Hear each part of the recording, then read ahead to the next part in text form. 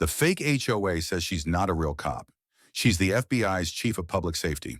Part 1. The sun was just beginning to rise over the gated community of Silver Pines, an enclave known less for its charm and more for its rigid rules and self-appointed enforcers.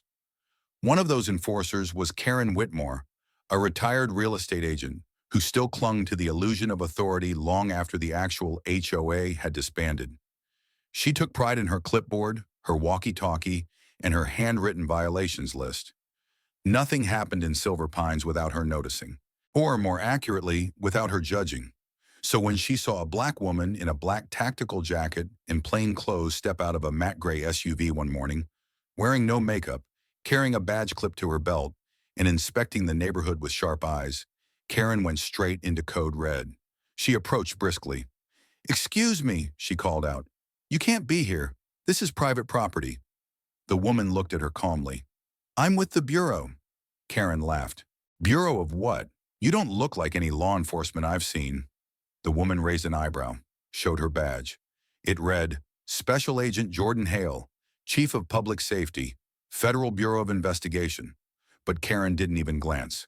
"You know it's a crime to impersonate a federal officer," she said, pulling out her phone and filming. "You'll need to wait here while I call this in."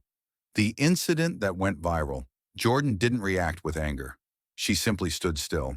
She'd seen this before. She had been the first black woman to lead the FBI's public safety division. She had fought for that position in a system that expected her to prove herself twice as hard, twice as often. And here she was, once again, being questioned by someone who had no power but thought she had the right. Karen posted the video online with the caption, "Caught this faker in our neighborhood today. Not on my watch." But it didn't take long for others to identify Agent Hale, including former federal agents, fellow officers, and major news outlets. Within 12 hours, the post had over 3.2 million views, and the public was not on Karen's side. Public outrage ensues. News headlines exploded. Karen accuses FBI chief of faking her badge. Backlash erupts. FBI releases statement defending Agent Hale. She has protected this nation for 20 years. Fake HOA targets black female officer. Faces national condemnation. On Twitter, the response was swift and merciless. "She called out the chief of public safety? That's not just racist. That's delusional." Agent Hale led the Boston cyber crisis response. Karen led a clipboard. "Protect black women. They keep this country safe even when we don't deserve them." Karen's world collapsed. Her real estate license, already expired, was formally revoked for misrepresenting authority. A petition to remove her from all neighborhood committees gathered over 60,000 signatures in 3 days. She locked herself inside. The shame was crushing, but the silence was worse. Part 2. Karen hadn't left her house in 4 days. Outside, the once friendly neighbors crossed the street to avoid her. Even the ones who used to gossip with her now looked away. Her phone buzzed constantly, first with comments, then with reporters, and finally with death threats. She had disabled everything, but the noise in her head kept ringing. Then came the letter, a simple white envelope slipped under her door. "Ms. Whitmore, you once told me to leave. Now I'm inviting you to come. FBI headquarters, room 403B, 11 a.m. Monday. You'll want to see it for yourself. A.R. At first, Karen thought it was a trap, some cruel joke. But when Monday came, she got dressed. Not in her usual pastels. No pearls, no clipboard, just gray slacks, a navy blouse, and trembling hands. The building stood taller than she remembered, colder, more secure. She had only seen it on television during national crises, never in person. Security escorted her through 3 checkpoints. Room 403B was smaller than she expected, modest, with a long table, several chairs, and a glass wall overlooking a busy operations floor. And at the head of the room stood Special Agent Jordan Hale. She wore her tactical jacket zipped up to her throat, with the FBI emblem clear as day on her shoulder. Her stance was steady, professional, unshaken. "Ms. Whitmore," she said, "thank you for coming." Karen couldn't meet her eyes. "I didn't think you'd speak to me." "You made a public accusation," Hale said matter-of-factly. "I decided to offer you a private education." She turned and motioned toward the glass wall. Below them, a unit of FBI personnel, diverse, disciplined, focused, worked in silence. "That's my team," Hale said. "You thought I didn't belong, but they follow my command every day. And so do national task forces across the country." Karen's voice was barely audible. "I assumed." "You did more than assume. You filmed. You humiliated. You accused a decorated federal officer of faking her job because she didn't look like what you expected." Karen's voice cracked. "I'm sorry." Agent Hale didn't respond right away. Then she stepped closer. "My first partner in the Bureau once told me something.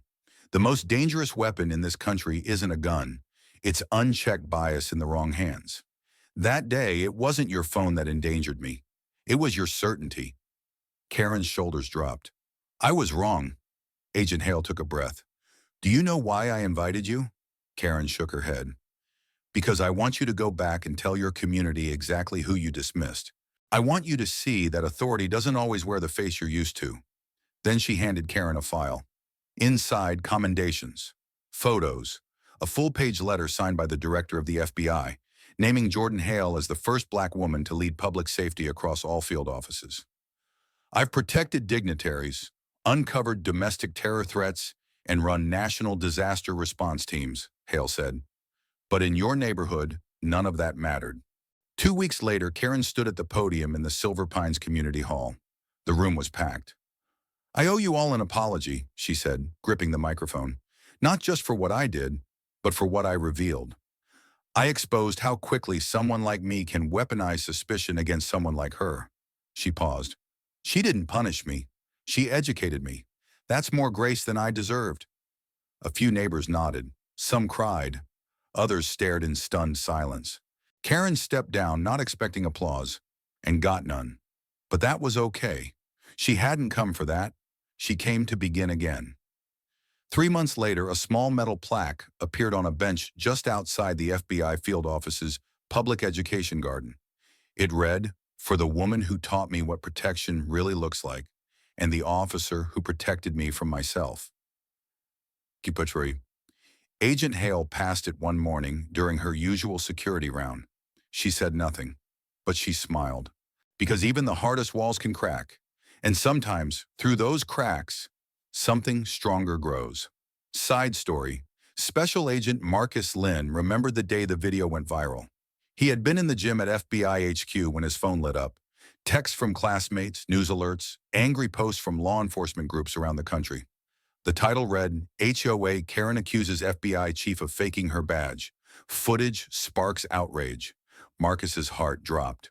Not just because the video showed his boss, Agent Jordan Hale, the chief of public safety, being publicly humiliated, but because he knew what kind of week she had already been having. She had just flown in from coordinating a major evacuation drill in Texas.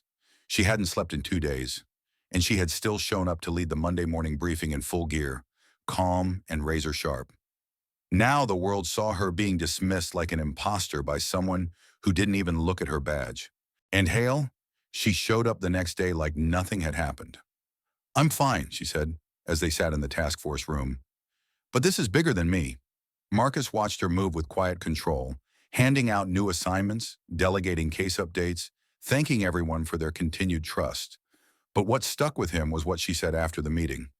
She turned to the junior agents, looked them dead in the eyes, and said, "One person's doubt doesn't define your authority, but how you respond to it might define your legacy."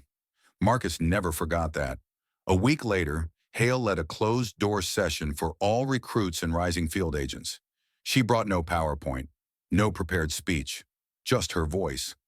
"I've walked into more rooms than I can count where people assumed I was the intern, the translator, the assistant," she said.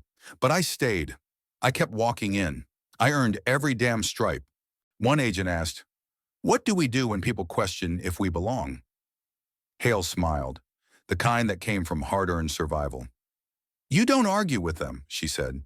"You show them, with results, with composure, with purpose, but you never shrink to make them feel comfortable." Marcus wrote that down in his notebook and underlined it twice. A year later, now Marcus sat at his own desk in the cybercrime division, a rising agent in a role he once doubted he could survive. And hanging on his wall, a framed quote from Hale's closed-door talk. You don't argue with their doubt, you answer it with impact. He had watched Agent Hale weather the storm of that viral incident, not by fighting fire with fire, but by standing still and letting the truth reveal itself. She didn't drag Karen through the mud. She invited her into the world she once mocked. And in doing so, she didn't just shift a single mind. She shaped the next generation of federal protectors. One afternoon, Marcus passed Hale in the hallway. She nodded. You keeping steady, Agent Lynn? He smiled. More than that, ma'am. I'm planting roots. She grinned. Then make sure they're strong enough to hold others up when the ground shakes. He nodded, heart steady. Because he knew. Leadership wasn't always loud. Sometimes it looked like silence in the face of insult, or an open door for someone who didn't deserve it, until they realized how much they needed it. And that was the kind of badge no one could question. The end.